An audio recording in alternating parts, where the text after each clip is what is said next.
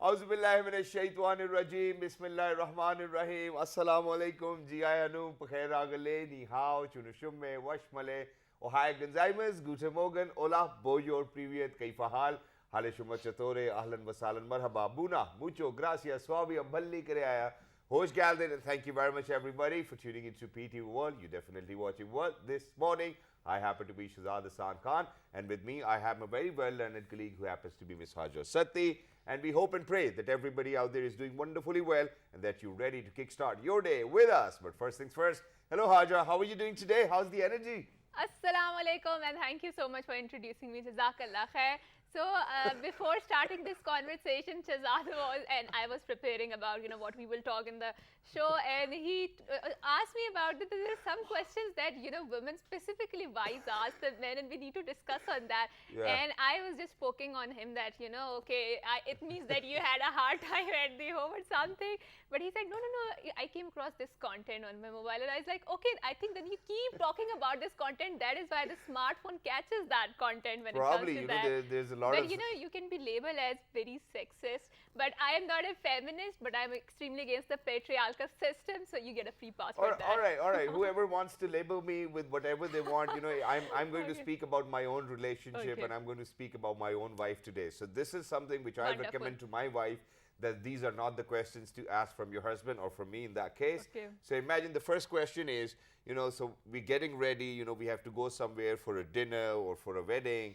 And, my wife comes around and she's like, hey, honey, do you notice any change in me? And I'm like, yeah, your hair color, probably, have you changed your hair color?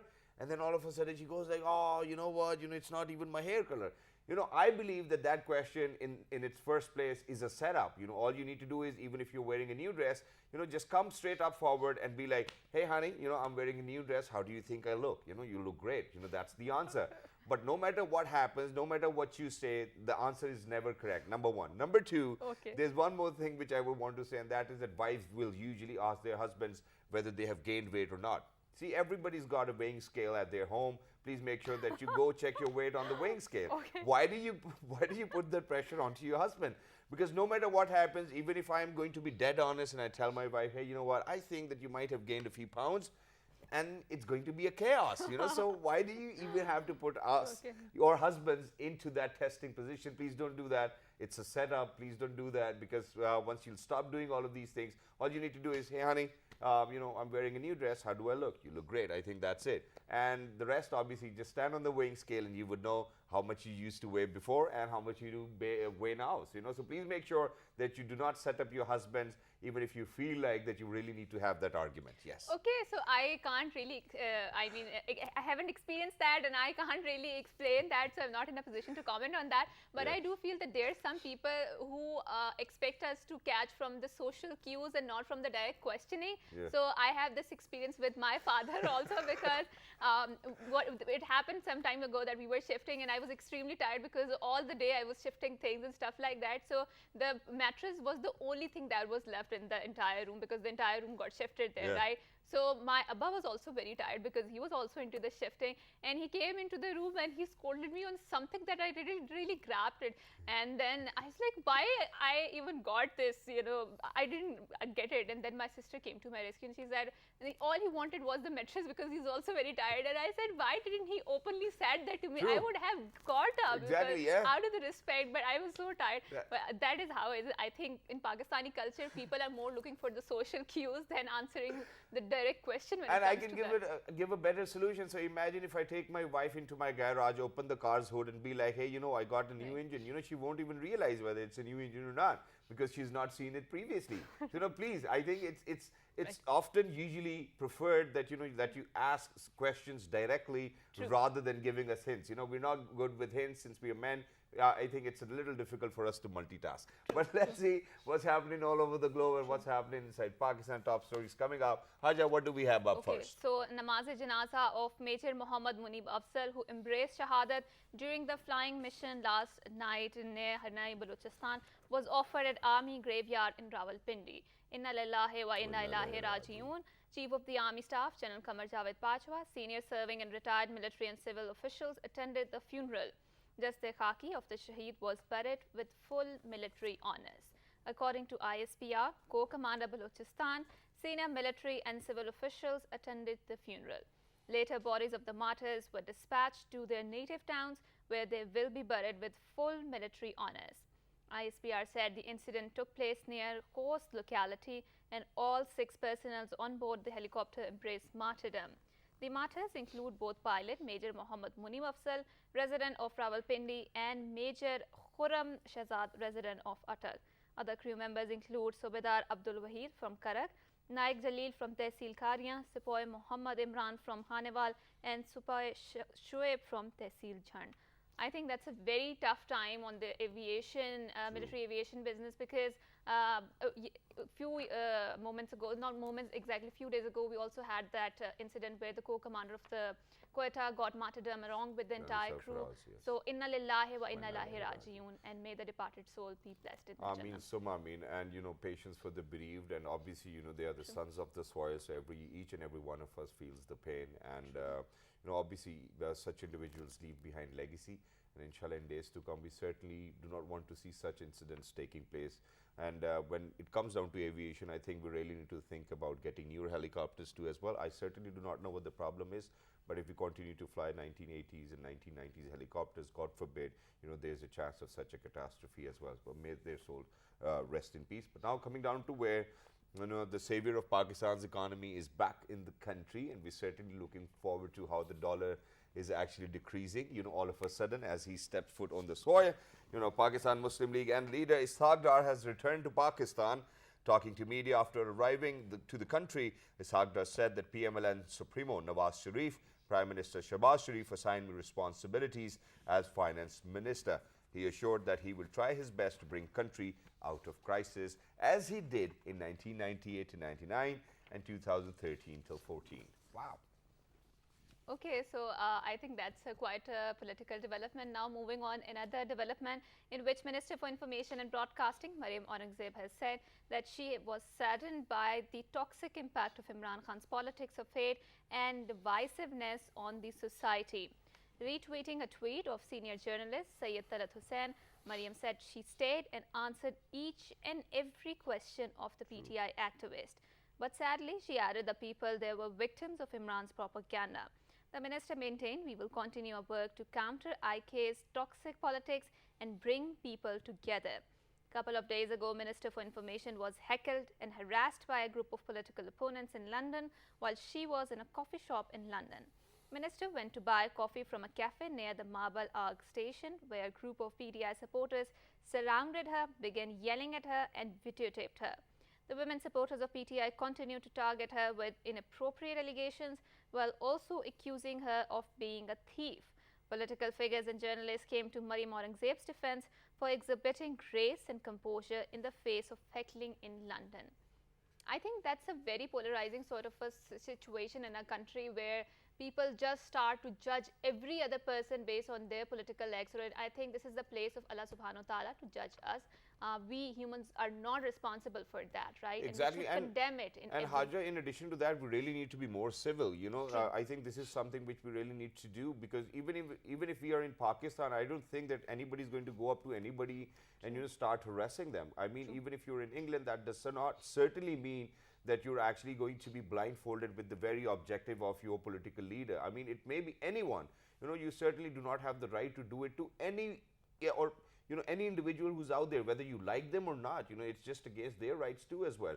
So people really need to behave more civil. I think that the society, the community, the way they've gathered away in Pakistan on such an incident, I mean, I'm going to condemn this no matter what happens every single day, even if it would have been any other person whom I might not even like. This is not the way to go forward.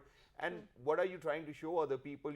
That too, while your leader is in England, you people being in England, while you're not even in the country, while you do not live in the country, make sure that you're going to propagate the agenda of that political party. Please don't do that. Please try to be more civil. And it's our responsibility to kind of share this message out there as well. But now, ladies and gentlemen, since it actually happens to be World Tourism Day today, and when we talk about tourism, obviously the potential is great. During COVID, we have seen that how domestic tourism was at an increase as well, which it is said that, it is somewhat around going to be till the end of 2030 a $35 billion plus industry. For each and every one of us is going to benefit. People will have more jobs. But it's about time that we rethink it. How do we rethink is something we will be talking about. But first, go ahead, take a look at this report. Once you guys will come back, we have an amazing guest over here inside the studios who knows tourism on his fingertips, and he's looking dapper. Let's go. From the mighty stretches of the Karakorams in the north to vast alluvial delta of the Indus River in the south, Pakistan remains a land of high adventure and nature. Trekking, mountaineering, whitewater rafting, wild boar hunting, mountain and desert jeep safaris, camel and yak safaris, trout fishing and bird watching are a few activities which entice the adventure and nature lovers to Pakistan. Pakistan, endowed with a rich and varied flora and fauna, high Himalayas, Karakoram and the Hindu Kush ranges with their alpine meadows and permanent snowline, coniferous forest down the sub-mountain scrub, the vast Indus plain merging into the great desert, the coastline and wetlands all offer a remarkably rich variety of vegetation and associated wildlife. Pakistan is home to 108 peaks above 7,000 meters and probably as many peaks above 6,000 meters. There is no count of peaks above 5,000 and 4,000 meters. 5 of the 14 highest independent peaks in the world, the 8,000ers, are in Pakistan.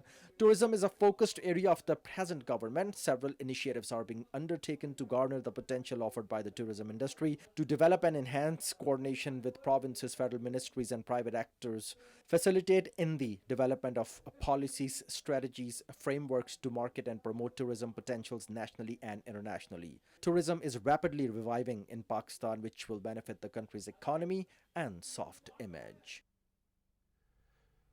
All right, so yeah, we're going to keep up with tourism, and obviously tourism in days to come is going to contribute to our GDP and our economy. And how can we do that? How can we have that policy? How can we have that framework? A lot of people have been talking about all the gray areas and what's not happening, because unfortunately, even in the previous government, we have seen that how, there were more than 100,000 cars which were going to Murray, and the then information minister said that it's a good omen that people are traveling within the country, and God forbid it was a hailstorm, people got stranded and a lot of people lost their lives, and there was nothing which was done by the local authorities in the first place. Number two, all of those people who had hotels, they made sure that they're going to ask for the rental value which nobody's going to afford, and all of a sudden we become businessmen. Even during COVID, we saw that how the injections, when they weren't available, first of all, obviously they were shot from the market, and then people started to ask 400,000 or 500,000 for a life-saving injection. Why do we do this in the first place? I don't understand it. But how do we really need to, construct this policy framework of the tourism? How can it help Pakistan in GDP and economy and contribute? And what are those benefits we need to give people? Because we certainly do not need to rent our rooms or something, and then charge an extra 2,000 rupees for a heater, 1,000 rupees for a hot bucket of or warm bucket of water. So we really need to kind of come on to at par with how the international practices are. So we're very lucky that we've been joined by somebody, ladies and gentlemen, who happens to be the member of Tourism Board of Pakistan. He is Mr. Qamar Abbas. Hello, sir. Assalamu alaikum. Good morning. How are you? Wa alaikum assalam. Thank you for having me here. Thank you so very much, sir, for joining us. I appreciate it. It's wonderful to have you, and you look great. Thank you so much. Lovely. I think you are observing the World Tourism Day with the best of your zeal, so that's lovely. Yeah. So coming back to the changing trends, especially after the COVID we have seen, and especially after the climate-induced disasters that have taken place, how has it shaped the tourism, and especially when it comes to the theme that is rethinking tourism? Bismillah ar-Rahman ar-Rahim. This COVID became a blessing in disguise for our country. Okay. And local tourism has grown up really tremendously, and they have done a great job. You must have seen that he just very rightly said the recent trauma in Murray, many people have lost their lives, and then this devastating flood situation. Obviously we are going through a trying moment in Pakistan. True. I want to discuss over here an overview, how can we improve the situation of tourism in Pakistan. Basically, we have had a tourism conference, World Tourism Conference yesterday at PNCA, and it started from 9 to till 5:30, and over 300 or 400 people were there, and Yep. lots of panelists also. I was among them. Mashallah. We have discussed many things. I mean, many venues and many corners have been covered, Yeah. but everyone was complaining about what is going on in the country. There was no solution at all. You know what I think personally, as a tourism man and being in the hospitality for 30 years now in Pakistan and USA, what I feel personally that what we are missing is regulatory authority. All right. You see, tourism does not have a regulatory authority. What we need to make systems over here is one regulatory authority, which should be named as a PTA, Pakistan Tourism Authority. Yep. And that should work exactly as NCOC style. Okay. You see, they gathered all cohesion type of efforts. All provinces, because after 18th Amendment, all provinces have their own rights to do the way they want to do it. So what they need to establish a PTA, Pakistan Tourism Authority, and under that authority, everyone comes. All provinces should come. Even all those departments who are interacting or allied with the tourism, such as immigration, NADRA, CDA, they all should work together. And under one platform, under one umbrella, they all should work, which should cover a calendar, event calendar, that everyone should work through that. We always talk about Dubai, but sir, it's we easier are not said- going to go there. It's easier said than done now. The problem is, because you mentioned about the 18th Amendment, just very recently we realized when, how the provincial governments were behaving when, it was our time to kind of get to the IMF and get the money out. So, we heard all of those leaked videos. So imagine when we have these political activists, we have these political agenda. What happens is that, the people now, unfortunately, who are not in power, do not realize that what is important for the country. What they realize is what is important for their party's leadership, or, and this is something which has blindfolded us as a nation. This is something which has eaten us alive, as a nation. So to kind of come down to a point where we're going to be like, hey, what, everybody needs to report to one single authority is something which is a little difficult. Do you have any other preposition if you are to talk about this? If you talk about provinces, Yeah. they are doing their best, such Yeah. as Punjab. Punjab is really creating a good tourism. All right. So as GB, they are also working on valleys.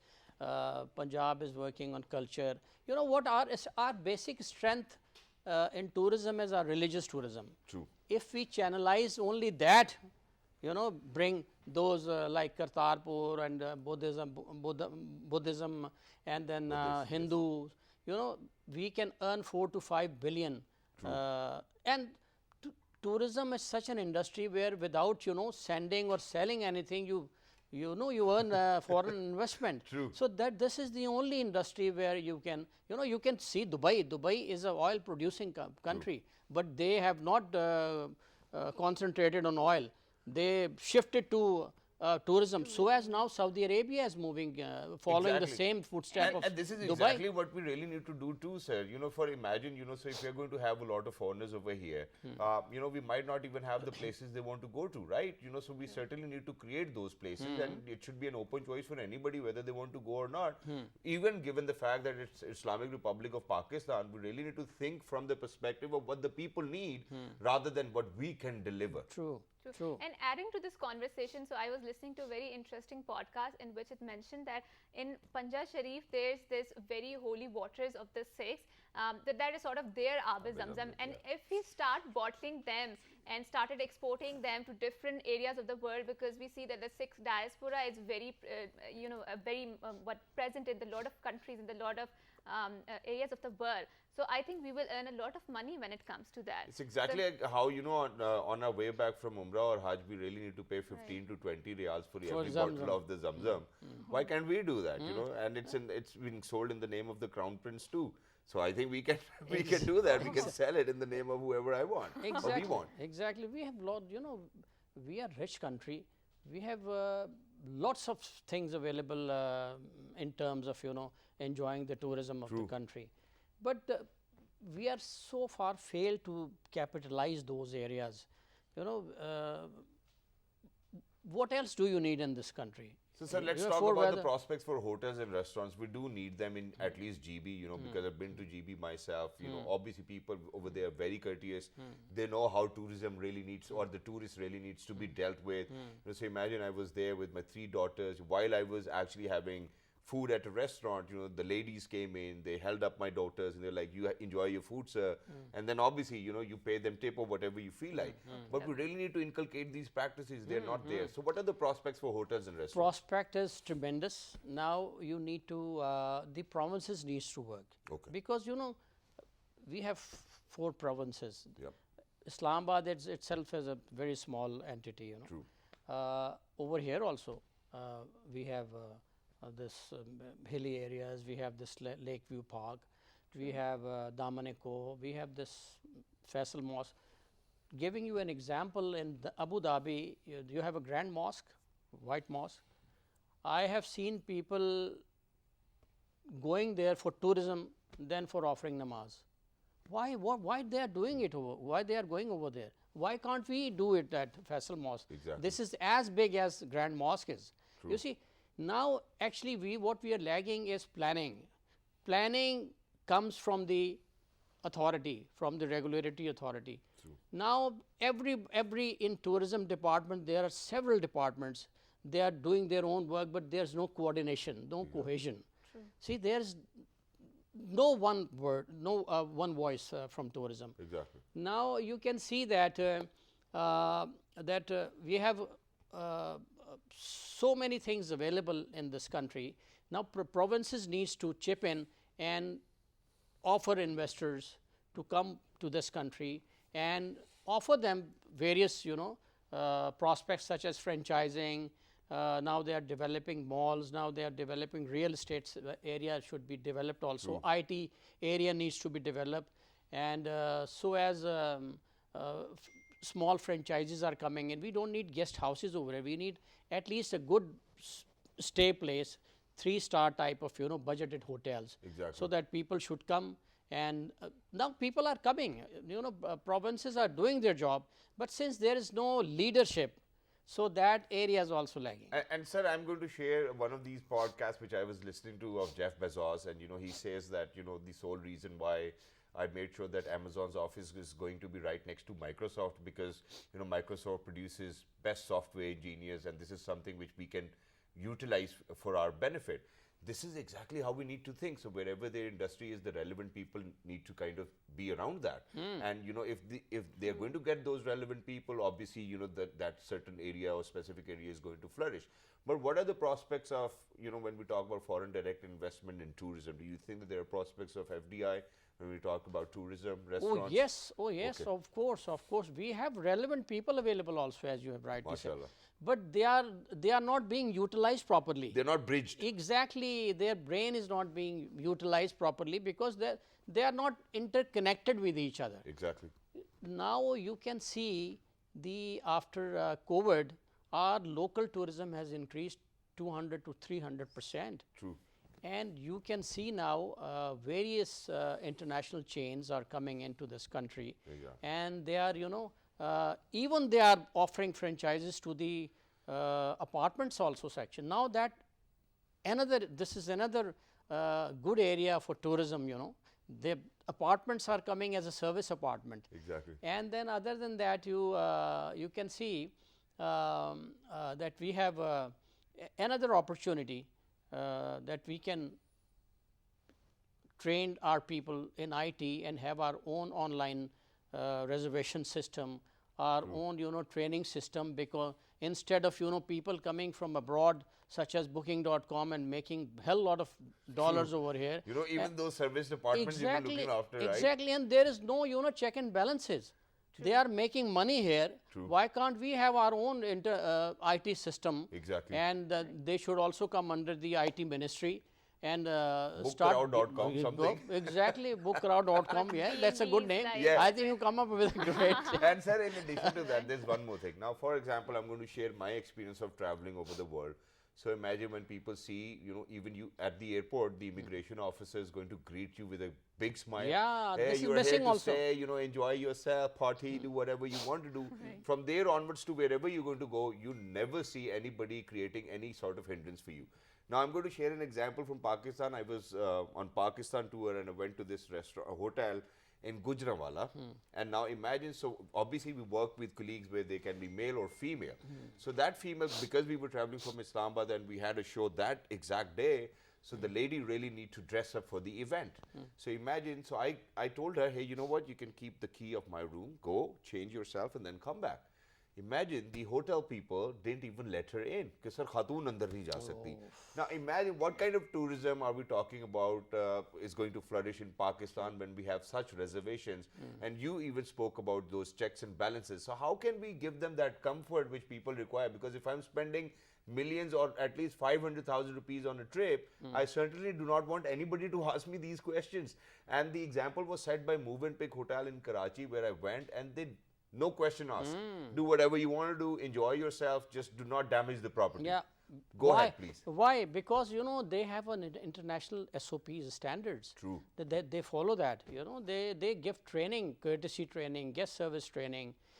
Even the bankers have imitated the hotel operation systems. A suit and tie and greeting and guest relations officers running around and asking how are you doing, how's your stay, are you comfortable. You see, these things comes from international standards. Our own standards, we have to make those standards or we have to follow. We are in between right now. That's why these problems are come, as you have just mentioned. Yes. The girl cannot go to the room. If they are relatives or they are close Or relatives, people are or they working, people are working. Yeah, these are the problems that they need training, and training comes only when we have a systems here, when we have the whole infrastructure is capable to follow those tourism. If you really want to flourish this tourism in Pakistan, otherwise, we will be just talking and nothing concrete. Not walking exactly. And then talking more about the tourism trends in Pakistan or the world over. So there is this term coming up, layer tourism, where the business and layer is linked together, and also the digital nomads, where the online workers or the freelancers, they are going out there and they're also working while at the same time they're also enjoying their stay, right? So where do you think Pakistan trends in all of these, the latest trends? Pakistan,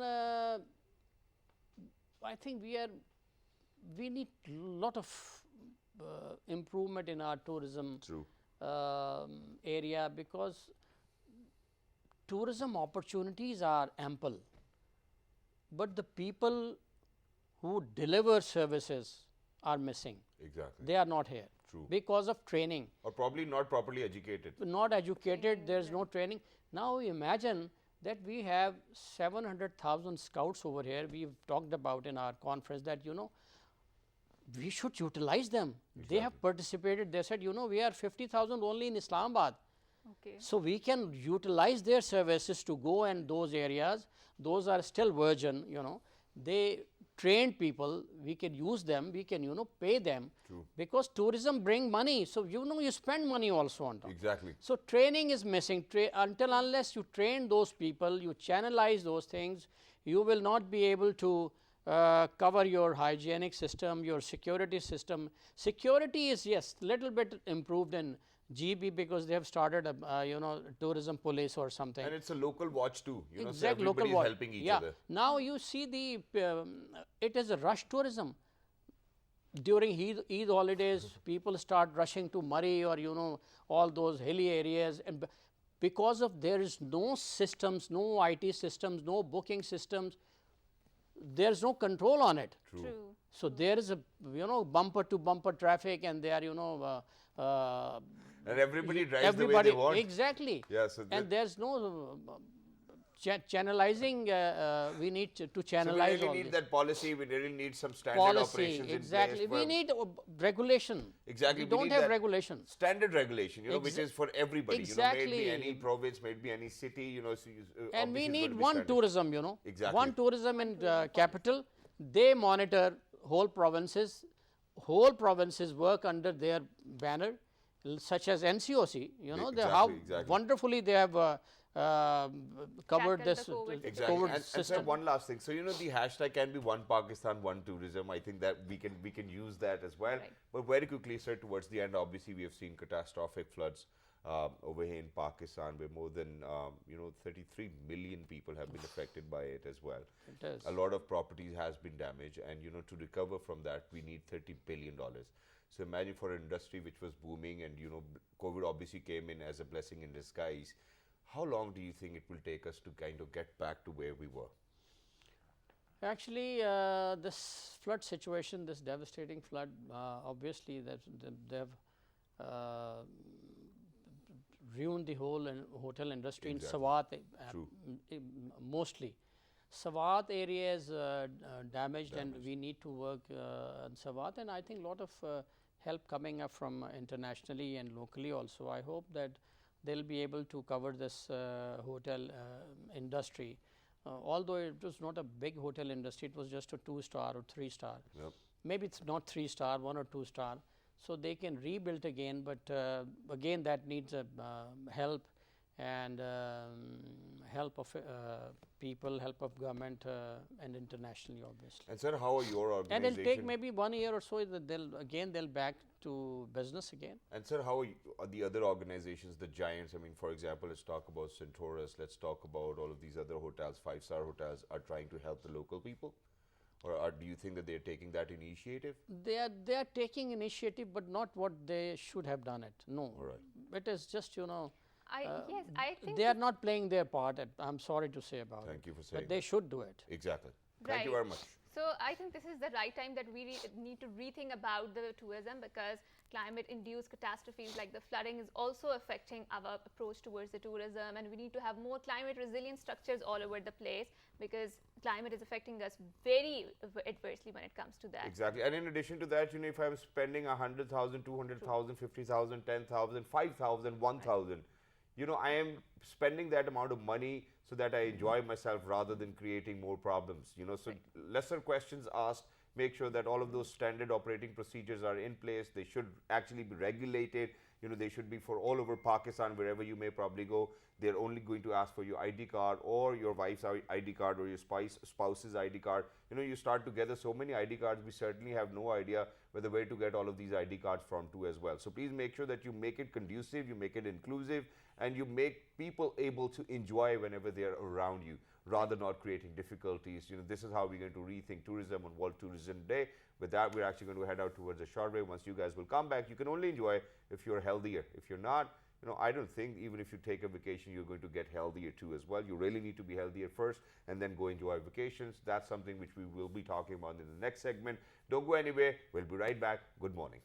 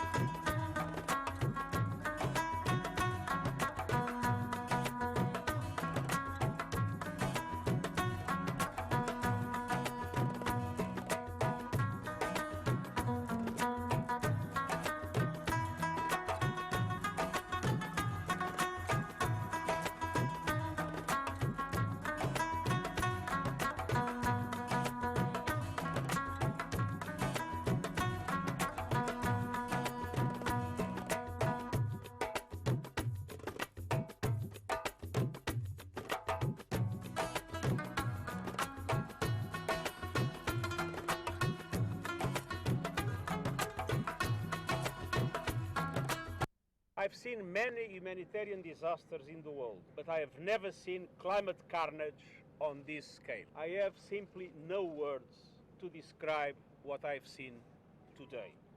Climate change caused by human activity is supercharging storms and catastrophes. These extreme weather events have the fingerprints of human activity all over them, specifically the burning of fossil fuels eating our planet. The needs are enormous, and I urge massive and urgent financial support for Pakistan.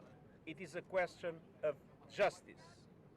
Pakistan is paying the price of something that was created by others.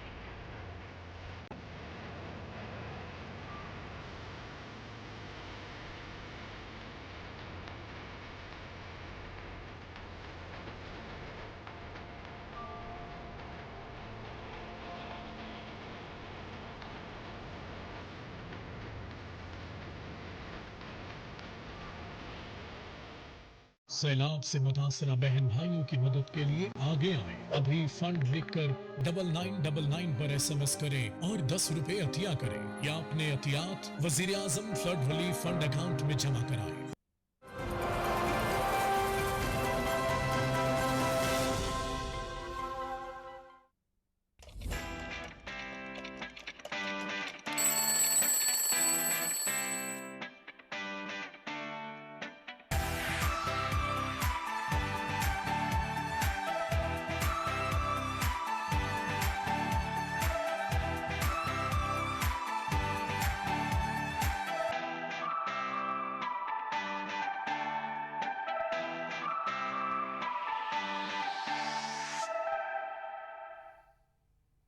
Welcome back, and before going on to the short break, my wonderful colleague explained that Thank you. how we need to be more well and physically fit and whatnot in order to enjoy the vacation, right? And it can be other way around, right, Shahzad? Yep. So we can de-stress ourselves by going on to the vacation, by enjoying the nature and whatnot. And especially when Pakistan is suffering from the climate-induced catastrophe like flooding and whatnot, so the wellness question is even more relevant when it comes to that. And I do feel that in today's digitalized world, we are talking a lot on the emotional aspect of the wellness and whatnot, and there's a lot of anxiety and depression coming up. So today we're going to talk about the holistic wellness. What does this concept encapsulate? What does that mean? And how we're going to talk about it and how it is relevant in today's world. So we have a wonderful guest in our studio who happens to be Ms. Hania Anis, and she's a nutritionist, and she's going to talk about the holistic wellness. So assalamu alaikum, and thank you so much for coming to our show. Walaikum assalam. Dr. Saiba, how are you? I'm good. What about you? Absolutely perfect. Thank you very much for joining us. Wonderful to have you. Do you think that we are holistically well? Yes, Wow, alhamdulillah. wonderful. Because that's you something guys are happy, enjoying working here. Alhamdulillah. Enjoying and working parallelly is a part of wellness. I think it's a part of a blessing. You know, Yes, when you it's a when part you of get a to do what blessing. you actually want to do in life is something which you will eventually enjoy doing as well. Exactly. Wonderful. So, you know, World Health Organization says that it is certainly your mental, spiritual, physical and Physical emotional and health, you emotional. know, so all of that really needs to be considered for you to be holistically well. How do you think that people in today's time can do that? In today's time, we have a very, very fast life these days. We are not considering our health first. We're just going beyond to everything. Like, we are not into a holistic lifestyle system these days. We in fact not thinking about our mental health. We in fact not thinking about our physical health, which is so very important these days. If you are not physically fit, you cannot concentrate on your work actually. If your personality is not physically appealing, that has to be an appropriate work position, you cannot do your best over there. So you need to be mentally focused, physically active, intellectually interact with everyone, and spiritually healed from inside. This is what one has to be. But you know what These happens are so is many concepts. I mean, that's a very, I think, gargantuan task to be, good on so many levels when it comes to that. So why do you think in today's era we see the anxiety and depression or the mental illnesses, they're so much on the rise, considering the fact that our living standard is getting better and better, considering the fact that our ancestors were not at that level that we doing are lesser now. work though. You know, and you know what, Haja is actually living the fast life. You know, early she used to make it to the office in 1 hour. Now she's making it in 30 to 40 minutes. You know, so she's actually living the fast life. That's my dream coming here in 30 to 40 minutes, but it never happens. You know what? These days, people are in a race. You know what? People wants to be you, not me. All right. Not what they are actually. All right. People always want to adopt whatever the next person is having in their All right. life. I don't know why people wants to change their life. I don't know why people are complaining these days for about what. I don't know what's the I can reason. tell you about myself. Right. You know, so there are certain things when you grow up, you have your own goals, and you know you're focused on that, and you Right. really want to do good in life, and you pray to Allah Almighty almost every time that Allah, please give me this opportunity, and Allah even bestows those blessings upon you. That's great. But eventually, what happens is you make a mistake and you start to punish your own self in your own brain. That's what actually causes a I problem agree. with each and every productive individual out there. And then you're like, okay, you know what, why did I do that? I shouldn't have done that. Yes. And you start cursing yourself within your own self, and you're like, why am I doing this to myself? How can we stop doing that? The simple and the easiest way, what I have learned it from my life, and I am used to explain it to everyone, that stop cursing yourself, stop cursing the last moment what you have spent. True. Just because the moment cannot come back, you cannot go in your past, and in fact you are ruining your future for about that. Exactly. So stop thinking about what happened. And you know, Just plan. what actually eased my heart was that the other day I was actually listening to Hadith where Prophet Muhammad sallallahu alaihi wasallam said that, you know, what has been in the past has been in the past. yes. Move on, you know, and Move everybody on. needs to do that too as well.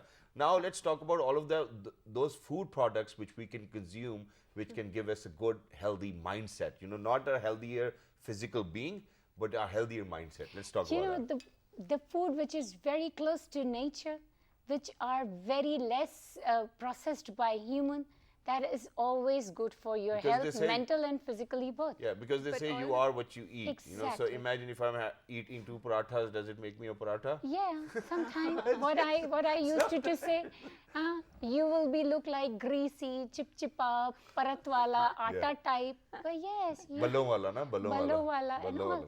And then your skin, your hair will respond like same as Exactly. it was the paratha. Pause. That's very true, and also sometimes it happens is that all the healthy food is not exactly very tasty or yummy food when it comes to that. And I don't know why is it with me or with other people also. So whenever I'm hungry, so the first thing that pops in my mind is some fried items like chips or pakoras or Chicken nuggets. strips. And yes, Cheese samosas. It's not that there's some vegetable that I'm thinking Yes. about the lady finger or whatnot. So why is that so? High processed carbohydrate, high processed fructose syrup. I mean, these are the things which yes, I do agree, which increase your endorphin levels. Sugars increase your endorphin levels. Sometimes when we are so hungry, our brain start producing those kind of a chemical that we are in depression. Our body is in depression position. So for settling down our body and all our hormones, we need to provide our body some kind of a high processed carbohydrates. Though our body required not that, but our body crave that. Exactly. And, you know, in addition to that, since we are actually talking about our eating habits, so today, you know, I decided that I'm going to have lady finger early in the morning, and I did lovely. take it as well. Exactly. But imagine, so, you know, whenever, you know, there was this one incident that I was actually in Dubai, and, you know, somebody actually asked me, which country are you from? And you know, just very recently, I've had golgappas as well. And this is how they identify Asians, you know, because we smell like masala. Every Yeah. time we Yeah. go to all of those people who actually eat very clean, we do smell like masala to them. So, you know, so they will always recognize Bengalis, Indians, Pakistanis, because that's whatever we eat, we smell like that too. Yeah, I agree. Yes, and this is scientifically proven that your body will produce those type of particles and those type of a stink inside you. Like Right. you, So, what's your idea of a healthy lifestyle? my idea of healthy lifestyle to first think clean. Okay. Think clean is like not only to think about your food. Think clean is to think about your society, your environment, your mental well-being. Soft. So yes, that is your first step. Then another step, whatever you think you will end up on that particular food in the morning. If you think that today I'm going to have something very starchy, high in carbohydrate, I'm going for party or dinner or lunch or something, so you will be definitely ending up on that particular thing. But in the morning or later in the evening, you will be deciding that tomorrow I'll be starting my clean eating pattern. And hopefully, inshallah ta'ala, at the other day when you will be wake up, you will be on your right track. First, you need to concentrate your mind on a particular path of clean eating. Clean eating is not that you are on calorie deficit or you are on a particular diet plan. No. Clean eating is mean that you are eating those kind of a food Balanced which diet. are balanced, close to nature, and less and very minimum processed by man. And that you're not starving to as well. But thank you very much, Dr. Saiba, for being with us. It was lovely to be in conversation with you. And may we all, stay healthy. And for each and every individual who's out there, that's why we actually had Dr. Saiba over here, whether how to keep your mind clear in the first place and then make sure that you're going to pursue your goals while thinking very clean. Yes, and adding to this conversation, I would really like to add is that mobility is one thing that I do feel is the casualty of the digitalized age, because our ancestors used to walk a lot. Now we have vehicles, and that has added a lot of ease into our lives. But I do feel that it has contributed a lot towards the health issues, because our ancestors might be more physically fit and we might be scientifically very progressing when it comes to treating the diseases, but then the diseases are increasing so much that is impacting our health in the first place, right? Exactly. And we do feel that there is some sort of a void because when it comes to our lifestyles, we are not living very good or healthy lifestyles when it comes Because to eventually in the older age, it's the amount of food you consume which is going to decide the amount of medicine you will actually have to take. So please make sure that you're very wise with that. And for all of those people who've actually suffered from this catastrophic floods over here in Pakistan, we really need to think about holistic well-being of themselves as well, because imagine we can provide them with shelter, we can provide them with food, but obviously in days to come, it will definitely give them a lot of worry whether how to kind of fulfill things. So for each and every individual working on the ground for the rehabilitation of all of those people, please make sure that you provide them with an environment where they are holistically well. Till the next time, look after yourselves. Good morning. Stay blessed. Allah Hafiz. Thank you.